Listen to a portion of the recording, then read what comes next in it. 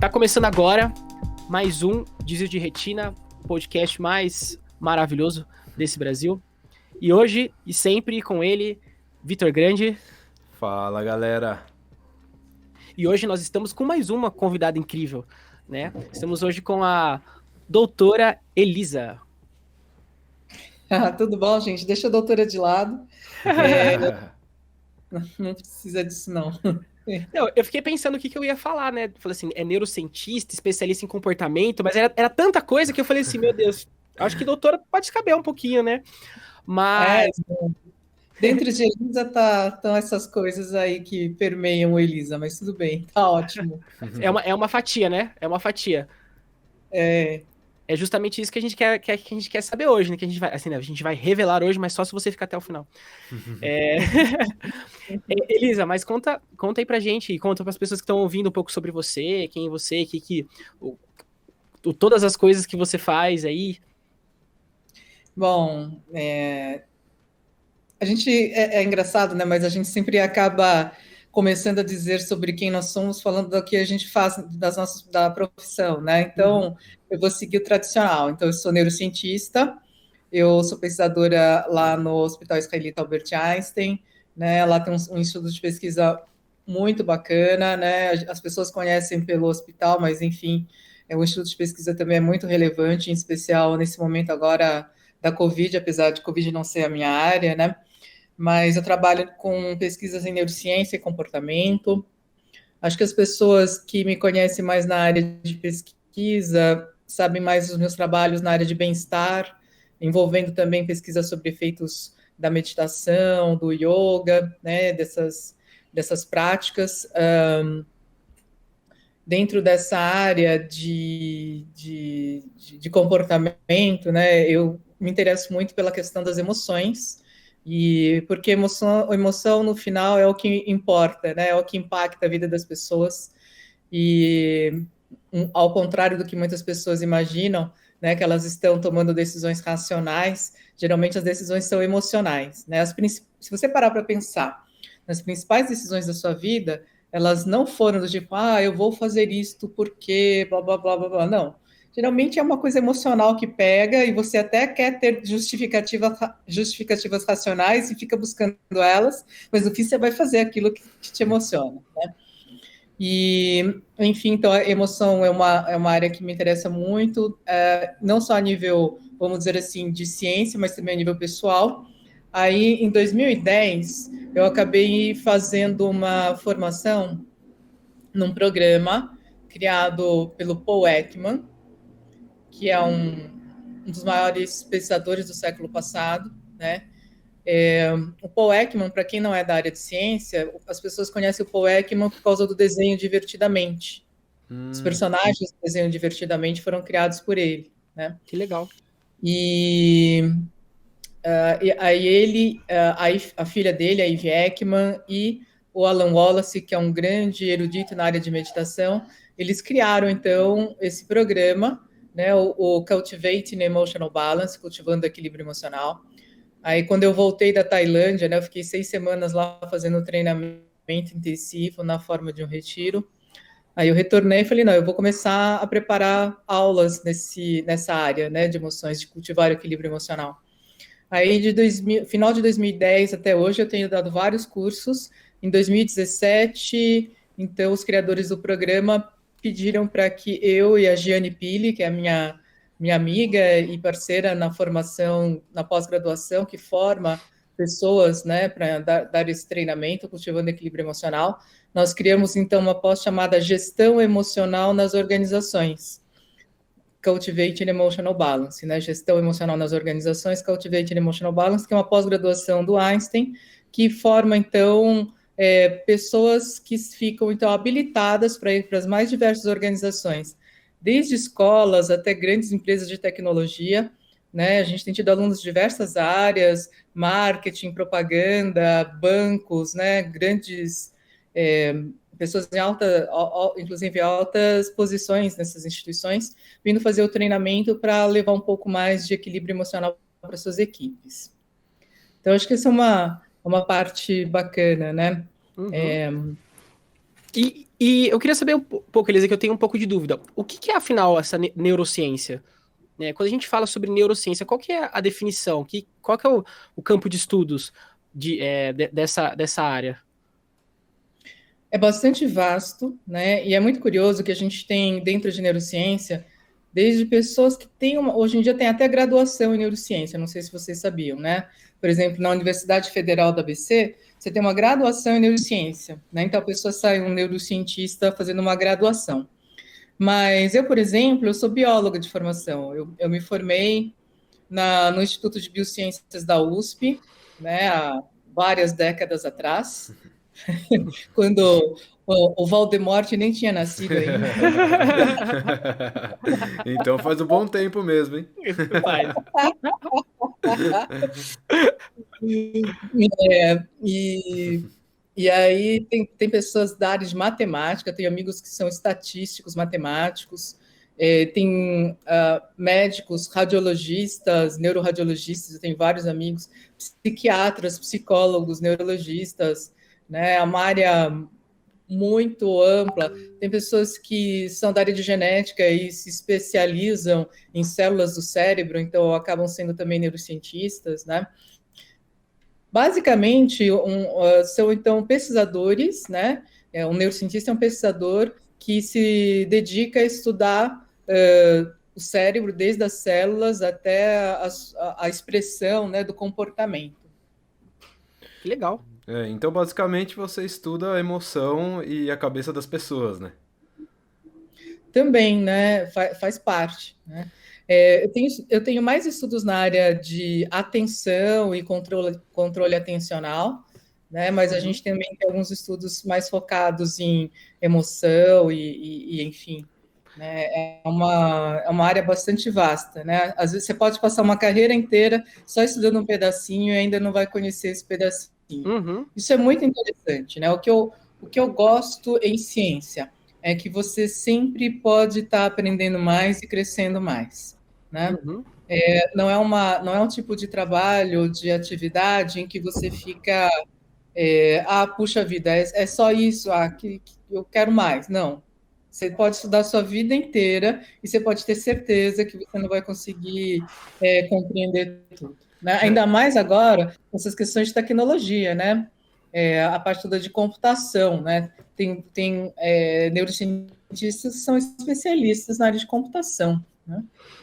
Eu já ouvi Legal. falar isso, porque existe uma lógica, né? Existe uma certa lógica. O pessoal tava falando que por isso que eles conseguem criar as inteligências artificiais, né? Porque eles realmente entendem qual que é o processo das sinapses nervosas, né? E assim eles conseguem chegar em resultados aí que a gente vê por aí, né? Deslumbrantes, vamos dizer assim. Uma coisa que Eu vou te falar uma coisa, João Pedro, né? Mesmo as sinapses são processos tão complexos, né? Que a gente sempre acaba descobrindo alguma coisa nova, um neurotransmissor, que é uma molécula, né? Que pode estar funcionando ali de uma forma mais detalhada, né? Sempre tem um conhecimento a mais que a gente pode ter daí, né? Então, a gente às vezes tem uma ideia de que a gente conhece as sinapses, mas mesmo as sinapses a gente pode saber muito mais ainda. Isso é muito legal, né, Elisa? Porque se a gente for parar pra analisar, assim, sem conhecimento algum, assim, eu sou leigo, totalmente leigo na área, mas se você for parar pra pensar, cada ser é único. Então, cada cabeça vai ser única, cada emoção vai ser diferente, porque tudo muda a perspectiva, muda, como, sei lá, pra mim, essa garrafinha aqui é transparente, mas pra você é azul, pro João é vermelha. Então, eu acho que cada pessoa é um ser único e é aí que fica mais interessante, né? E seu estudo acaba sendo infinito, né? Essas nuances, né, de interpretação, né? Você mostrou, por exemplo, uma garrafinha, né? Eu já fiquei pensando assim, será que é plástico ou será que é vidro? Sei lá, né? Então, alguma nuance diferente chama mais a atenção do que para uma pessoa de uma pessoa para outra, né? Sim. E por trás disso tem o quê? Tem toda uma bagagem de experiências muito interessante que vem, enfim, de uma vida inteira, né? Uhum. Pode vir de Esse é o diversos resultado lugares, né? das experiências, né? Uhum. Deixa eu fazer uma. Eu queria abordar um tema que eu sempre acabo trazendo aqui para o podcast, e eu acho que é relevante pela momento que a gente está, ainda mais com a questão da pandemia e toda a mudança de contexto que a gente está passando, além de todo o avanço tecnológico. Eu queria saber, você falou sobre atenção, né? E para mim essa questão de atenção é uma parte muito interessante. Então, eu queria saber de você qual que é a sua opinião dessa exposição exagerada das crianças às telas e como que isso está afetando, em geral, o desenvolvimento das novas pessoas que estão, dos novos cidadãos, né, que estão chegando aí, e como que você vê que isso vai atingir nós como sociedade no futuro? Olha, João Pedro, isso tudo é um pouco ainda previsão, né? Uhum. Mas, enfim, vamos pensar do ponto de vista das emoções que a gente começou a falar, né? Uhum. A gente aprende emoções, a reconhecer emoções, e a partir desse reconhecimento, a manejar as nossas emoções, convivendo com pessoas e não com telas, né? Então, talvez uma das coisas que a gente possa descobrir, né, daqui a algum tempo, é uma certa dificuldade, talvez, das crianças que estão muito conectadas só com telas e não estão convivendo com outras crianças e outros adultos, uma certa dificuldade de reconhecer emoções, de se relacionar, consequentemente, com outras pessoas, né, por causa desse isolamento. O humano, ele é um animal social. Essa questão de estar em contato com, de interagir, de brincar, né, é uma coisa fundamental, né, do ponto de vista da característica dessa espécie conhecida como humano.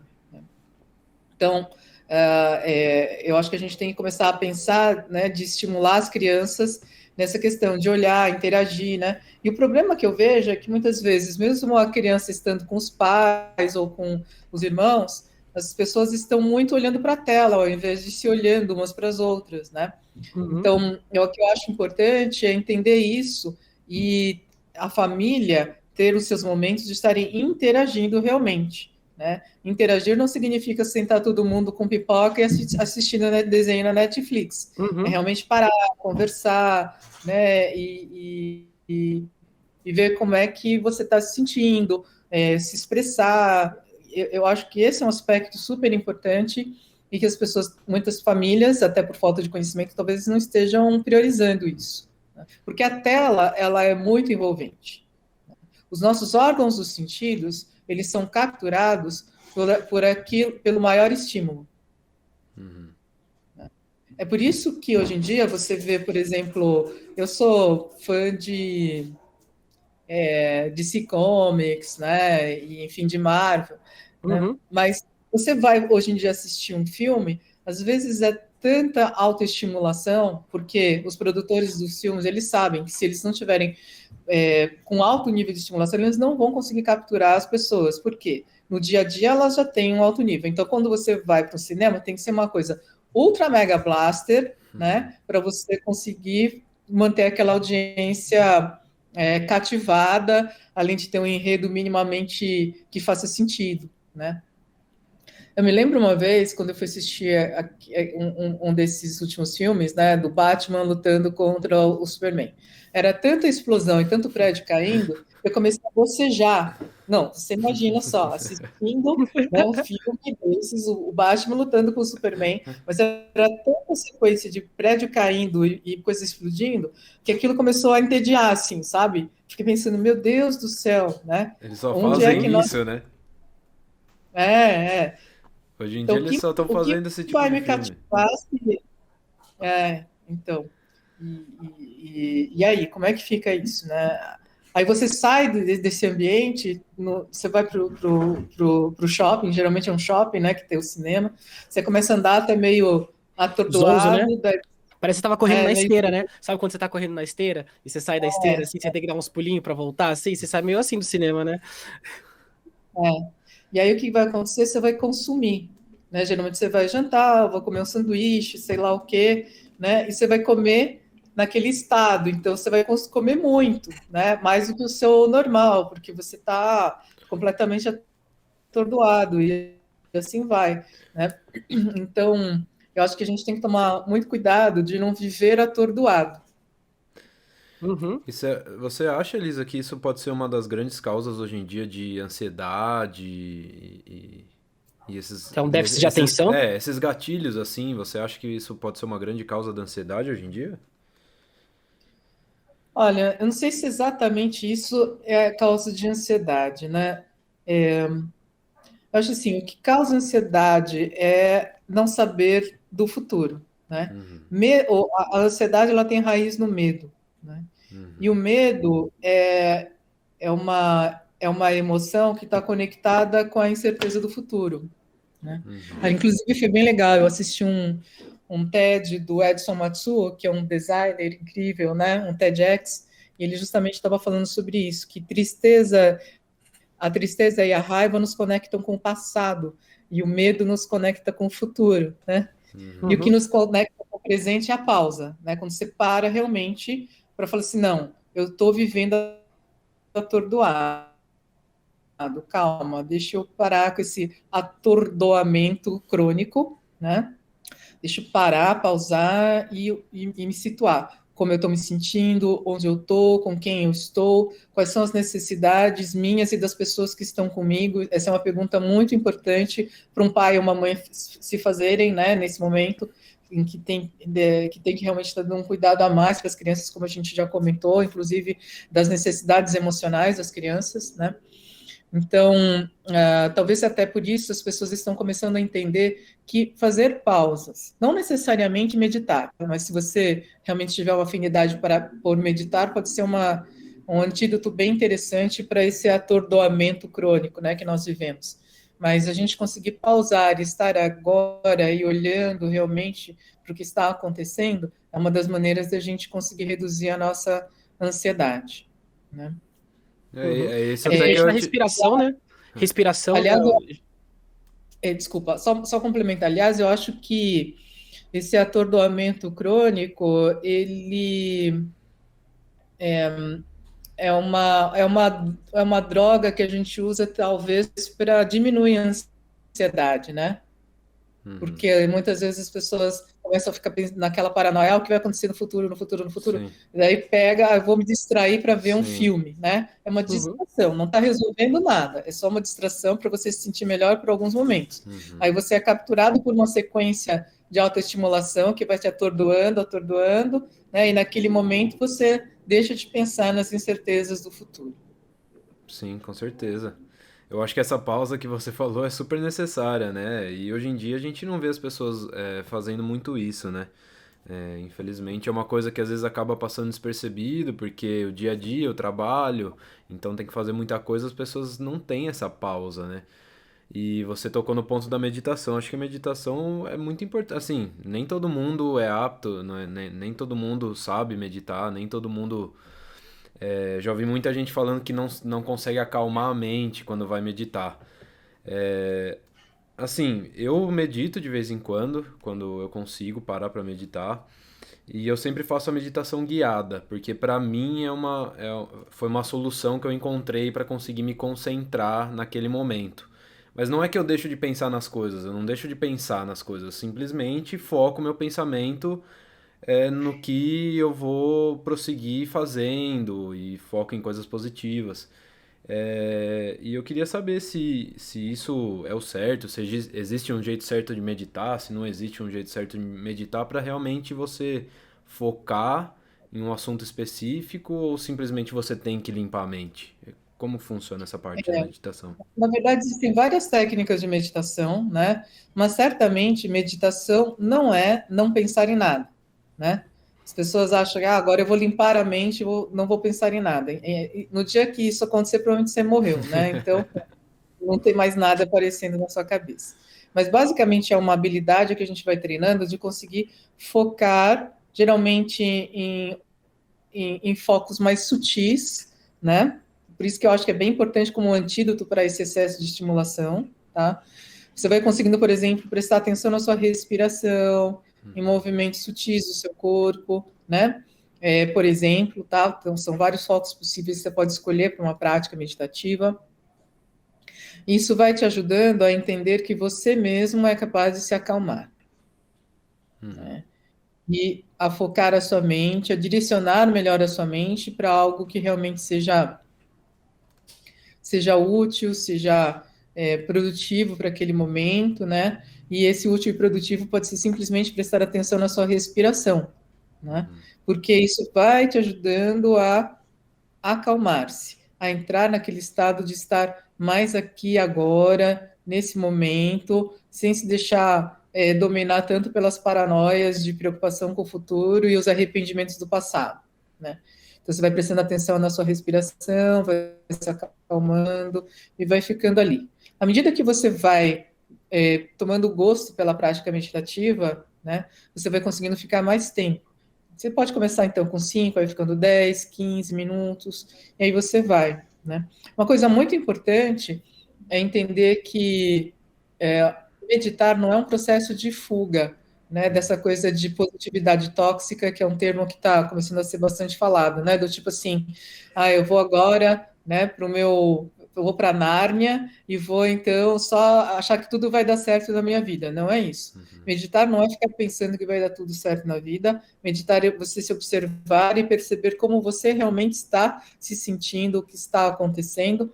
É uma oportunidade de você ter mais lucidez com relação ao que está acontecendo com você e com a sua vida, né? E dessa perspectiva, dessa lucidez, você ser capaz de tomar decisões melhores, né? Mais acertadas, né? Meditar não é uma garantia de, agora a minha vida vai ser maravilhosa. Não, a sua vida vai ser a sua vida e você vai conseguir acolher melhor a sua vida como ela é, e a partir desse acolhimento, né, de como é a sua vida, você vai poder entendê-la melhor e fazer dessa vida a vida mais benéfica e a mais bacana que você queria para a sua vida. Na verdade, nada mudou, né? O que mudou foi você, né? Então, eu acho que a partir do momento que você consegue olhar para um outro, vamos dizer assim, outro binóculo, né, a vida, você já começa a ter uma outra perspectiva. Então, você acha que tudo mudou, mas na verdade é só você que está tomando novas atitudes. Eu acho que é muito legal essa parte do... Eu ouço muito, eu já li um pouco a respeito sobre o mindfulness, né, que é um tipo de meditação, e eles falam sobre isso, né, de você, o mindfulness é você estar presente, exatamente presente naquele momento, prestando atenção naquele momento, focando em você naquele momento, na sua respiração, em todas que nem você falou, em todas as nuances daquele momento, né? Porque assim, se a gente for parar para pensar, tanto o futuro quanto o passado, eles não existem, né? A única coisa que existe é o presente, né? Mas isso é muito difícil. É muito difícil, eu falo mais por mim, né? Porque realmente a gente tem tantos estímulos de todos os lados. A gente falou muito sobre sociedade de alta performance aqui com a Amy também, a gente falou sobre isso, né? De ter uma necessidade de você estar sempre desempenhando um papel forte na sua vida amorosa, nos seus relacionamentos. E essa pressão que a gente vai recebendo vai gerando uma ansiedade em nós, que a gente sempre acha que a gente não está dentro das expectativas, né? A gente acha que sempre a gente está fora daquilo que a gente poderia ser. Na verdade, você está dando talvez o seu melhor, mas você nunca se percebe porque você nunca para pensar, tipo assim, será que deixa eu parar um pouco esse meu flow aqui de tudo que tá rolando e prestar atenção no que tá acontecendo agora, né?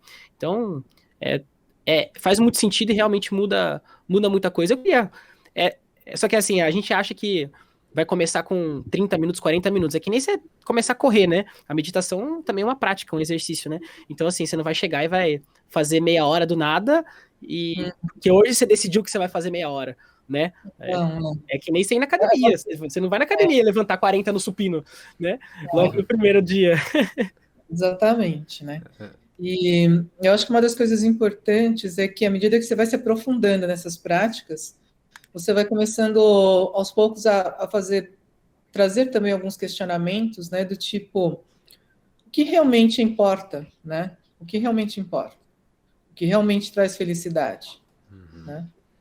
Enquanto a gente está na loucura e no atordoamento, na autoestimulação e no atordoamento, né, a gente não consegue ver o que realmente importa. Uma das coisas que é curioso, né, eu tenho alguns amigos que são diretores de importantes empresas, ou que são grandes empresários, etc., né? E realmente, eles têm uma vida de sucesso, né? mas não necessariamente isso significa que as pessoas são felizes. Uhum. Né? Com certeza. E algumas vezes aparecem pessoas, principalmente no curso, né, no Cultivando Equilíbrio Emocional, com essa questão, né? Nossa, eu conquistei tudo aquilo que dizem que ia me deixar feliz, né? Alguns têm fama, outros têm dinheiro, outros têm as duas coisas, mas, puxa, tá faltando alguma coisa. Né? E aí, um dos temas que eu acho muito importantes, né, que a gente costuma conversar no Cultivando Equilíbrio Emocional, é a questão da felicidade. O que é que realmente faz a gente feliz? Uhum. E a gente resgata dois conceitos que, pelo menos para mim, fizeram toda a diferença na minha vida, que é a felicidade hedônica e a felicidade eudaimônica. São conceitos que vêm lá dos gregos, né? Aristóteles já falava sobre a eudaimonia. A felicidade hedônica, ao contrário da felicidade eudaimônica, né? A hedônica é onde a nossa sociedade principalmente se baseia, que é a busca dos prazeres. Né? Tudo que eu posso comprar, basicamente, está relacionado à minha felicidade hedônica. Tudo que eu posso conquistar, né, do mundo tá relacionado à felicidade hedônica. Agora, se você basear a sua vida totalmente na felicidade hedônica, isso pode ser um problema. Primeiro, porque você não sabe o quanto que você vai conseguir se satisfazer em termos de prazeres, né? E o quanto isso vai durar. Agora, a felicidade eudaimônica seria aquele componente da felicidade em que você deve investir e apostar o seu tempo, né, o máximo possível, se você realmente quiser uma felicidade mais completa e que dependa mais de você mesmo, porque a eudaimônica é aquela que eu cultivo dentro de mim. Uhum. Então, tudo aquilo que eu consigo cultivar em mim e entregar para o mundo é a eudaimônica. As virtudes, né, que eu consigo desenvolver em mim e oferecer para o mundo, o conhecimento, enfim, a sabedoria, seja lá o que for, que eu consigo trazer para o mundo, está baseado na felicidade eudaimônica. O que eu dou para as pessoas, né, o que eu posso levar para as pessoas é isso. E aí é uma coisa que é íntima minha, que eu posso cultivar dentro de mim e trazer para o mundo. Uhum. São todos os benefícios que eu posso trazer para mim e para as pessoas e que vêm da minha experiência, da minha capacidade. Né? Uma felicidade não elimina a outra. É claro que os prazeres do mundo são importantes também, né? Mas se eu tiver que focar em algo, não vai ser nos prazeres, vai ser nessa minha habilidade interna do que eu posso criar em mim e trazer para o mundo. Né? Então, a felicidade mais completa começa com a eudaimônica, né? E pode ter, então, na sua periferia o recheio desses prazeres, né? Que a gente pode ter. E é isso, né? Basicamente, essa seria uma maneira da gente conseguir entender um pouco mais sobre a felicidade. E aí, as pessoas confundem, às vezes, né? Felicidade com momentos felizes, né? Então, não necessariamente a felicidade é composta apenas de momentos felizes, né? Quando eu acabei colocando isso na minha cabeça, eu comecei a me sentir muito melhor, assim, com as coisas que aconteciam, sabe? Porque eu entendia que aquilo era um processo, que aquilo era um momento. E também felicidade também é um sentimento, assim como tristeza é um sentimento. E não é um estado eterno, né? Que você tá predestinado a ser sempre assim, né? As coisas vão acontecer na sua vida e tá tudo bem por isso, né? E é você entender que talvez que nem você falou, a sua real felicidade não sejam só momentos prazerosos, só momentos felizes, mas seja você voltar para dentro, né? Talvez esteja faltando isso para você, né? Isso. E tem um monge muito conhecido, Mathieu Ricard, né?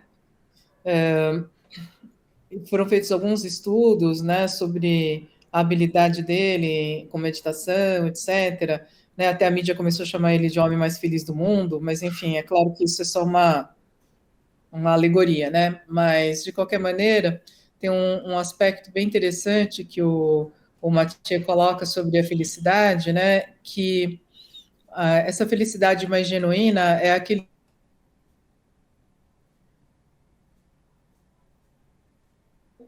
que não é bom acontece, no fundo, eu consigo manter algum estado de bem-estar, porque eu sei que aquilo também vai passar.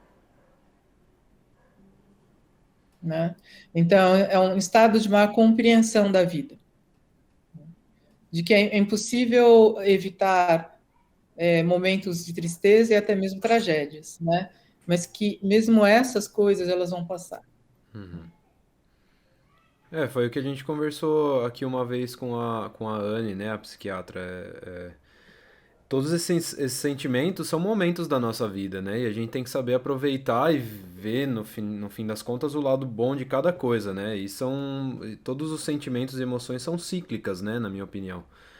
A tristeza, você precisa saber ser triste também. Não adianta você querer ser só feliz a vida inteira, porque você vai ter seus momentos tristes e melancólicos. Isso aí não vai ser. A felicidade eu acho que não é todo o tempo da sua vida, né? Então você tem que sentir triste, você tem que sentir, às vezes, raiva, às vezes, alegria. Então são sentimentos cíclicos que você tem que passar por isso para entender como é que eles funcionam, para você conseguir, acho que, conviver melhor, né, com eles.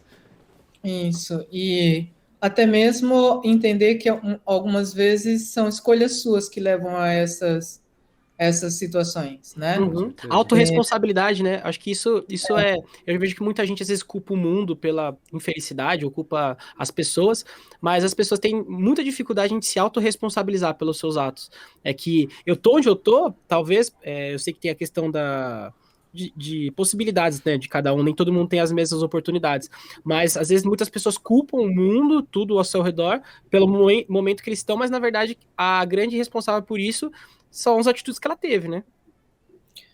Eu acho que assim, a gente tem que ter uma lucidez, um balanço, né, de que, como você mesmo Uhum, falou, né, Pedro, que as pessoas têm oportunidades diferentes. Mas uhum, assim, dentro das oportunidades que eu sei que eu tenho, eu também posso piorar as coisas ou melhorar as coisas. Eu acho que é essa lucidez que a gente tem que ter, né? Então, dentro da situação que eu estou nesse momento, quais são as atitudes mais melhores a serem tomadas, né? As decisões melhores, as ações melhores a serem tomadas, e quais são as piores, né? Então, estar atento para isso é uma das coisas bem importantes, né? Atenção é Aí, tudo, né? Atenção é tudo, né? Estar atenção atento é tudo, né? eu, como cientista, não gosto muito da palavra é tudo, né? Uhum. Mas É quase. vamos dizer assim, é, a atenção é um componente muito importante para a nossa felicidade, né? E, inclusive, é a atenção que nos permite conseguir ter um melhor desfecho emocional numa dada situação, né?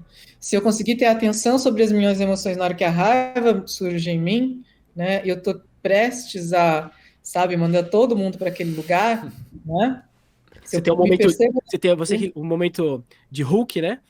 No aquele momento Hulk, né? Que momento todos Hulk, nós né? Não, agora eu só vou, temos. agora que descobri que você gosta de DC e Marvel, agora eu só vou referenciar isso agora nesse podcast. Vocês me aguardem, vocês me aguardem. É isso aí.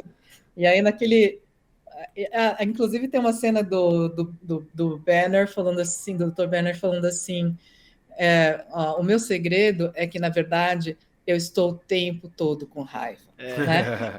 Mas eu sei usar, assim, chega um momento em que ele já sabe manejar para que o Hulk possa se manifestar na hora necessária, Sim. Ele né? tem Uhum. uma. Mas Pode-se dizer que ele tem uma raiva consciente?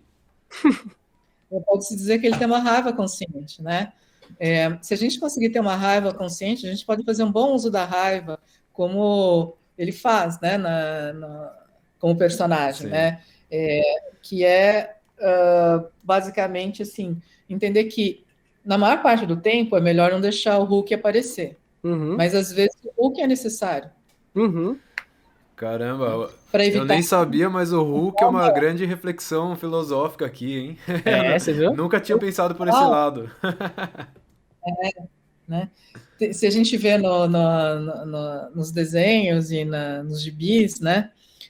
Na hora que o Hulk surge, realmente é porque não tinha outra saída, né?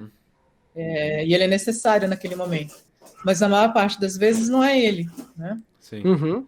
É verdade.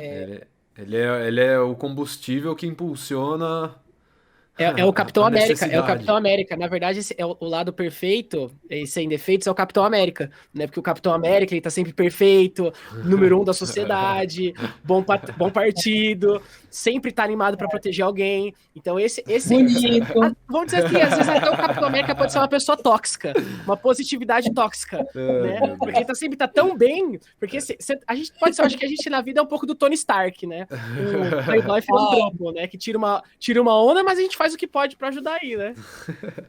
pois é, pois é.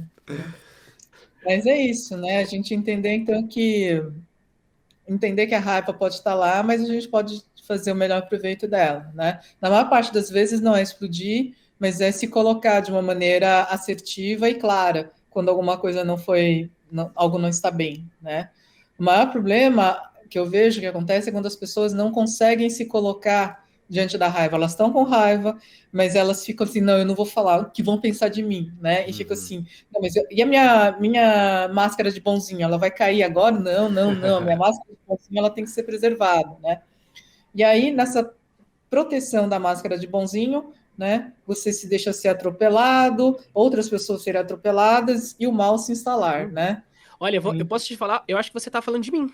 Eu acho assim, você falou assim, totalmente de mim, porque acontece muito comigo. E acontece assim, de eu realmente não falar, porque eu tenho medo do que aconteça. Porque assim, eu sempre tentei fazer essa onda de bonzinho, tal, bom Tá com medo de moço. cair a máscara de bonzinho, né? Eu não, sabe o que acontece? Eu faço uma estratégia diferente. Eu já falo meus defeitos, porque daí ninguém pode me ameaçar com eles, entendeu? Porque eu já falei todos eles, eu já abri pra todo mundo aqui, quem quiser ouvir.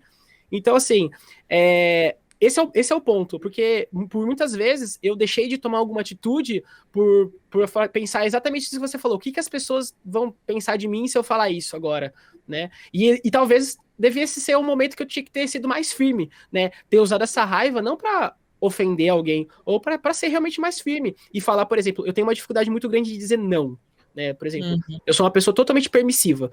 Você é a pessoa, vamos em tal lugar? Vamos, às vezes eu nem quero ir, mas eu vou, entendeu? Então, se eu pudesse usar talvez esse ponto para dizer não para as coisas, né? Porque eu acho que a vida do homem, sabe, do ser humano sabe, tá muito mais envolvido do que ele sabe falar não do que ele diz sim, né? Porque quando você diz não, tipo, não quero isso para minha vida, eu não quero levar isso para minha vida. Você tá tomando uma atitude que provavelmente vai te beneficiar, né? Porque você entende que aquilo não faz parte da sua vida. Ó, dessa vez a moto foi em outro lugar, hein? Foi Não foi aqui aqui. agora.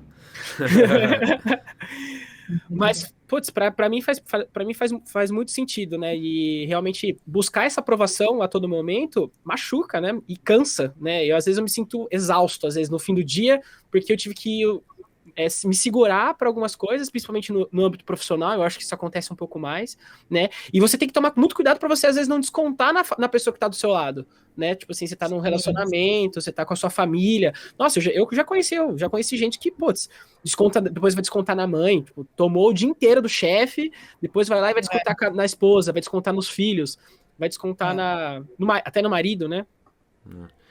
Eu vi um relato até na verdade, de duas pessoas, assim, são dois relatos mais ou menos diferentes, mas basicamente que levam para a mesma reflexão. Eu vi um da Monja Coen, esses dias, que ela falou sobre a prática da meditação, né? O que ela falou foi que basicamente que conforme você vai praticando mais e mais a meditação, você uma hora consegue até controlar a sua raiva e não precisa mais responder as coisas com raiva.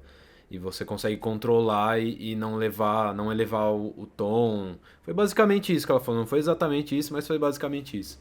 E o outro foi um cara dos Estados Unidos, ele chama Joko. Ele é veterano do exército e tudo mais. E aí ele falou que um dos grande problema das pessoas é que quando elas estão com raiva, elas começam a berrar e elas querem meio que impor aquilo que elas estão querendo dizer. Elas não conseguem conversar. E quando isso não, e isso na verdade não vai resolver nada, né? Você berrar com a pessoa, você só vai causar uma reação de defesa e contra-ataque, né? Quando você grita com uma Uhum. pessoa, quando você é agressivo.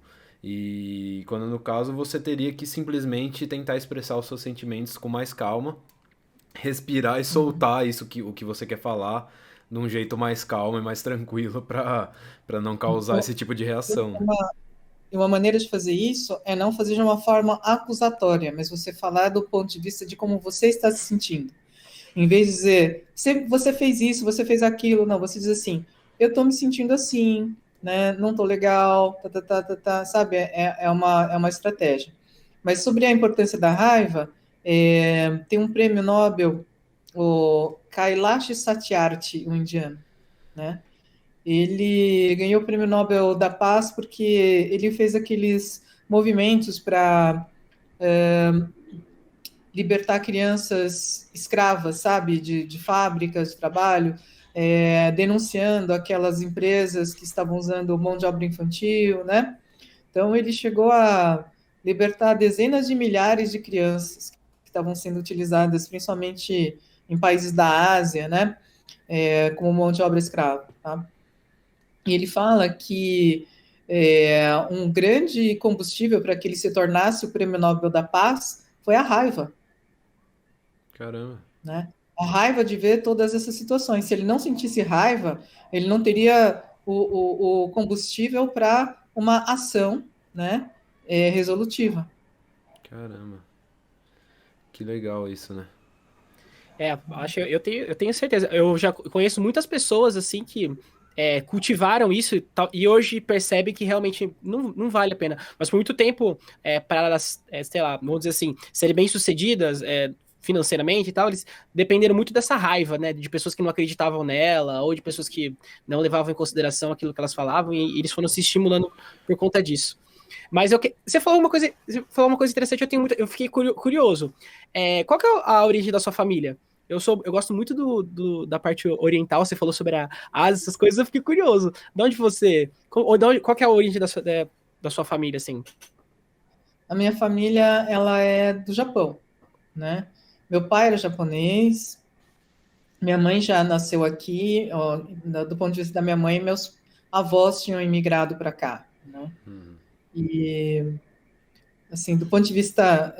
Eu entendo um pouco mais sobre essa questão da raiva, talvez até porque a minha família ela é de origem samurai, né? Que legal. E se a gente... muitas vezes eu fico pensando, assim, do ponto de vista biológico, né? Para você ter uma família, né? Um clã de samurais de centenas de anos, você imagina a seleção natural que foi acontecendo para você selecionar pessoas que têm um perfil de raiva mesmo, né? Tinha que ser. Não, e o samurai tem toda aquela caminhada, né? Tem que aprender a lidar com essa raiva, né? Mas, enfim, é uma coisa bem... Não sei se eu assisti recentemente o documentário do Netflix, A Guerra dos Samurais, né? Eu comecei a ver esse. Né? E você vê aquilo que acontecia, as intrigas e etc., né? Quem que sobrevivia, né? Então, às vezes eu paro para pensar, nossa, do ponto de vista da seleção natural, né? O que foi que sobrou desse angu, né? De guerra, de tudo, né? De luta, de arte marcial. Eu, pessoalmente, por muitos anos eu pratiquei arte marcial. Eu tinha um interesse, assim, desde criança, muito pequena. Eu lembro, assim, porque meu pai tinha sido um judoca que treinou no Kodokan, que é o berço do judô, né, no Japão. Que legal. E aí eu me lembro com 4, 5 anos pedindo para ir para a academia de judô, né? Aí minha mãe que não queria, né? Minha mãe falava assim, isso não é bom para menina, né? Vamos fazer balé. Aí balé não, mãe, balé não. Quero derrubar o pessoal. Eu me lembro de falar assim para ela, assim, não, eu não quero balé é coisa para marica. Eu nem sabia, eu não sabia nada. A criança, né, vai imitando qualquer coisa, né? Vai falando coisa, né? Mas aí com 12 anos eu acabei convencendo, né, minha mãe de começar a praticar Aikido, que é uma arte marcial de origem japonesa, e eu cheguei até 5º grau faixa preta, dei aula, fui árbitro, fui diretora da federação, né? Treinei dos 12 até os 45 anos, assim, com muito afinco. Aí depois a minha carreira de ciência começou a tomar um um espaço maior, né? E aí eu tinha que optar por uma coisa ou outra. E a minha coluna já também não estava muito essas coisas, né? Então juntou as duas coisas. E aí o surf, né, já estava na minha vida, e aí eu acabei ficando com o surf Ah, mesmo. você surfa também? Eu surfo. Ah, que gostoso. Nossa, deve ser uma delícia. A gente conversou até com. A gente conversou no episódio passado, a gente conversou com o Davizinho Radical. É um menino de 12 anos e ele é É campeão. 15. É, de 15, verdade, desculpa. Ele foi Ele. campeão com 12. É verdade, né? Ele foi campeão com 12 anos de surf adaptado. É campeão mundial de surf adaptado. E Uhum. você tem que ver, o menino quebra muito, assim, nas ondas e anda de skate e agora tá jogando golfe. Ele é muito, muito legal, assim, um menino muito legal. E eu falei pra ele que um dos meus sonhos é realmente aprender a surfar também. Então, um dia, realmente, eu vou aprender a surfar. Eu já tenho prancha, tá ela aqui, inclusive, ó. Fala aqui. Tá Todo aqui. podcast ele mostra pra ele continuar refletindo Olha, que a ele vai aprender. melhor coisa é fazer aula, Vitor, É, né? Eu comecei também a surfar quando eu já tinha 32 para 33 anos, né? Nossa, 33. Eu acho que faz uns 18, 19 anos que eu surfo, em outras uhum, palavras. Uhum. Não surfando mal, mas eu adoro surfar, né? aham. Uma hora qualquer a gente fala mais sobre o surf, mas é curioso porque começou como um hobby, né? Uma paixão, na verdade, porque desde adolescente eu queria aprender a surfar, mas não morava na praia, não tinha amigos que iam para a praia assim para surfar. Uhum. Aí até o dia que eu falei, não, eu vou surfar, né? Aliás, uma das minhas pranchas está por aí também. E aí depois, no final do ano de 2017, o, o preparador físico do Felipe Toledo estava precisando de alguém para ajudar a treinar foco, né, de atenção, regulação emocional, etc. E aí eu entrei no treinamento do Filipinho em Que 2017, legal. eu e o Eduardo Takeuchi, né, que é o preparador físico e coach, e nós dois juntos conseguimos fazer um programa super legal. Em 2018, ele teve o melhor desempenho no Mundial, ele ficou em terceiro lugar no Mundial. Né? Nossa, que irado. O 2019, Felipe surfa então, muito. surfa Manda muito. muito. É porque naquele momento, né, eu acho que é muito mais a da sua mente, porque todo mundo treina muito semelhante, né? Talvez um ou outro ali que deve ter muito fora da média, assim. Mas acho que muita gente ali treina da mesma forma, exige tanto, né? Então é realmente questão da mentalidade ali do momento, né? De você se manter calmo, se manter confiante. Eu queria, antes, eu vou voltar pro surf, mas eu queria te fazer uma outra pergunta. Eu vou voltar para isso.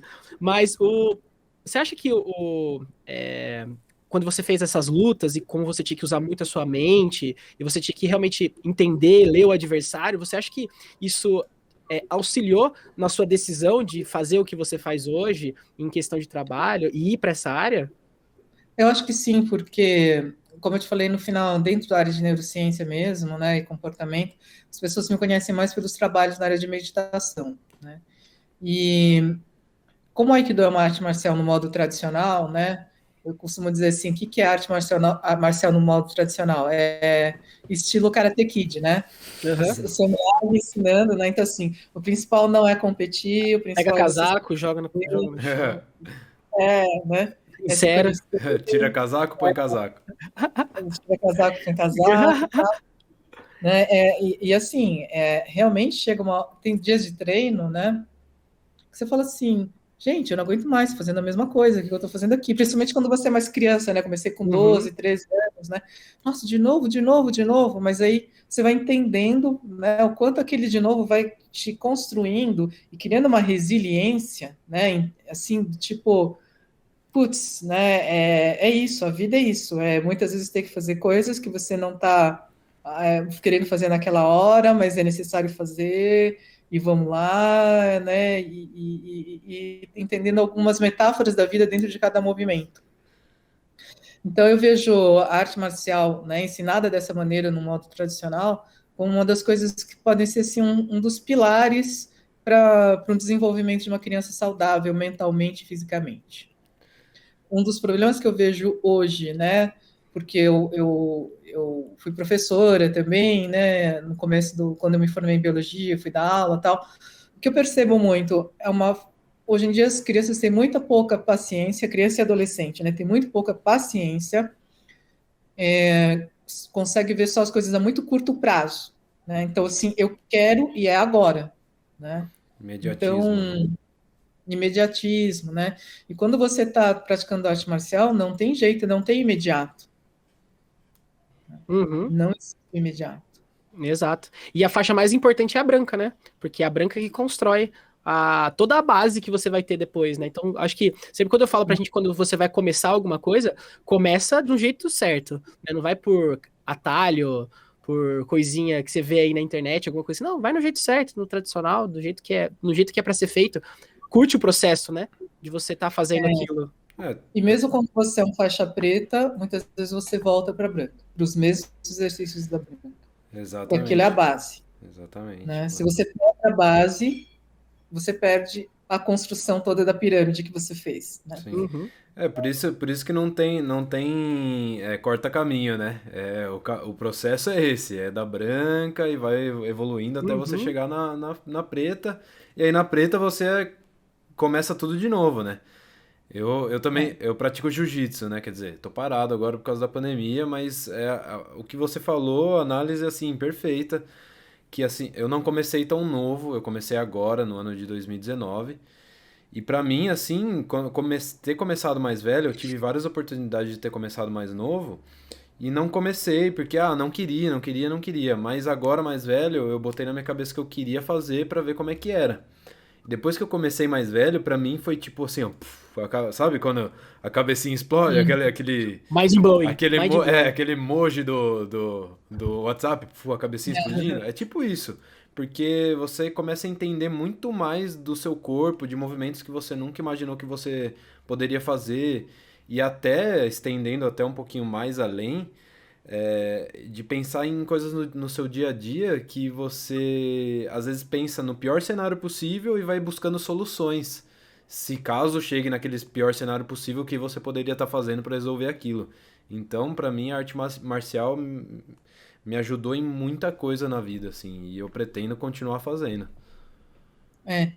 Uma das coisas que eu acho muito interessante numa modalidade como o jiu-jitsu, né, é que no começo você te pegam assim numa chave e fala assim, putz, não tem saída, né? Aham.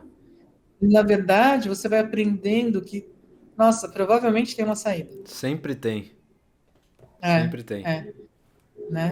O Vitor me falou que Tem é uma um jogo de saída. xadrez. Ele me ensinou. Ele falou: não, o negócio aqui é um jogo de O xadrez. xadrez Você humano. precisa, você precisa identificar quais vão ser os próximos passos do seu adversário, né? Para que você possa fazer um movimento aqui que impeça ele de tomar aquela atitude. E eu acho que é assim na vida toda, né? É. Então, assim, às vezes as pessoas falam assim, você é otimista. Eu falo assim, não, eu sei e o meu corpo sabe que existe uma solução. Eu passei décadas descobrindo que sempre tem uma solução. Sabe assim, Aham. né? Eu falo com essa convicção quando a pessoa vem, né, fala assim, não, mas como que você acha que vai dar para fazer isso? Eu sei que tem um jeito de fazer, porque o meu corpo e a minha mente sabem que tem sempre uma solução, né? Eu Uhum. preciso só descobrir qual é, sabe? Uhum. Então, para mim, isso foi um aprendizado que veio do Aikido. Incrível. E é basicamente isso, né? Então, a arte marcial é basicamente isso. Ela te mostra o caminho de que existe a solução para o que você está procurando resolver. Sim, né? Pode ser que eu não consiga agora, nesse momento, Sim, Uhum. né? claro. Mas eu sei que tem uma solução. Em algum lugar tem essa solução. Uhum. Uhum. É engraçado, às vezes, você tá se deparando com algum problema ou algum desafio, né? E você resolve ele depois de tanto tempo, você olha para trás e revê o momento, ou se depara novamente com alguma coisa relacionada a isso, e você fala assim, caraca, por que naquela época eu tive tanta dificuldade em resolver isso, né? Era tão simples, né? Era uma atitude tão simples de ser tomada, né? Mas às vezes você fala assim, pelo próprio desespero meu Deus, agora ferrou tudo, né? Você acaba ficando cego, né? Pelas coisas que estão na sua frente. Eu gosto geralmente quando eu tenho um problema, né?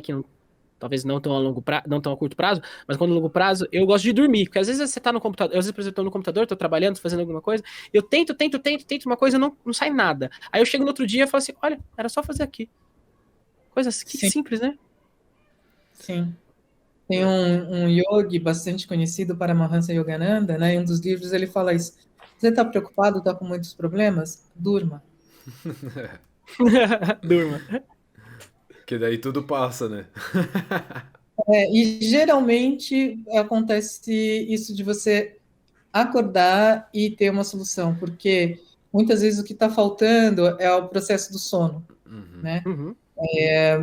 O sono é um processo muito interessante, a gente não conhece ainda tantas coisas sobre ele, mas uma das coisas que se sabe é que basicamente se faz um rearranjo, né, das experiências do dia, né, para você consolidar memórias, etc., né?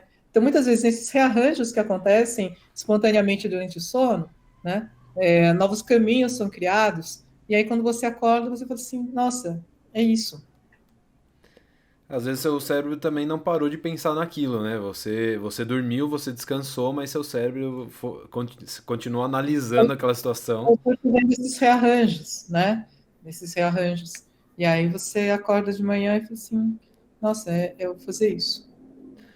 Então, porque basicamente é o medo, né? A gente tem medo, às vezes, de resolver o assunto, né? De pensar naquele momento, ou às vezes tá tão agitado, com tanta coisa acontecendo que você não consegue pensar com clareza, né? É muito legal isso. Show. E até você falou do sono, né? O sono, vocês estão me ouvindo bem? Ou eu Então, apaguei? Sim, não, sim. tranquilo. Tranquilo? Uma coisa que vocês falaram que é interessante, né, do sono. Eu tenho percebido muito como o sono é importante. Antes eu não dava muito valor pro sono, assim, sabe? Antes eu, por exemplo, falava, tô novo, 5 horas dormindo, tá ótimo. Né? 5, 6 horas já tá muito mais do que bom. Mas agora eu tenho percebido como o sono faz diferença na nossa vida, né? Você falou, né? Como que pode ser uma coisa tão é muito importante, né? Porque acaba ditando todo o restante, né? Dizem que quando você dorme por muito tempo mal, né, o seu organismo muda completamente, né? Total. Inclusive, a sua resposta imunológica, né? O sistema imunológico começa a não funcionar como deveria, porque você começa a acumular um tal nível de estresse, né? Que começa a ficar complicado, o seu corpo começa a pagar o preço de não ter dormido bem.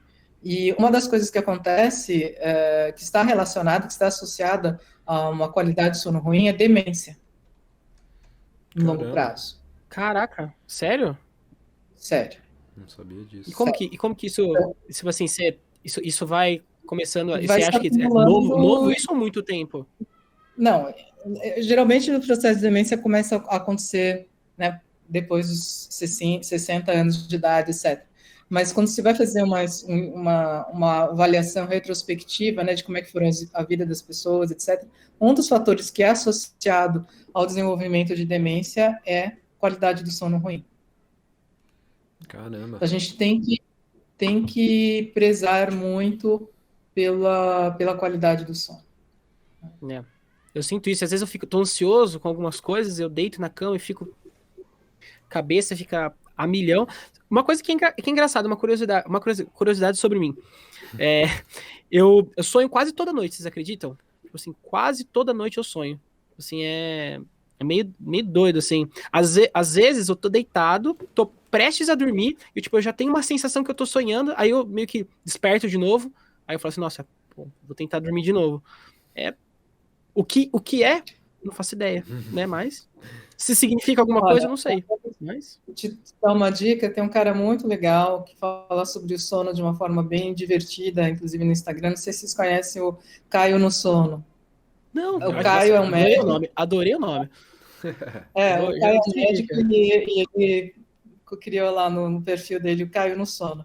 É um cara que vale a pena vocês chamarem para bater um papo, porque ele fala de uma forma muito divertida sobre o sono. Com Ah, que certeza. legal. Pô, vamos chamar o Já Caio no coloquei. sono. Já até segui aqui, ó. Boa.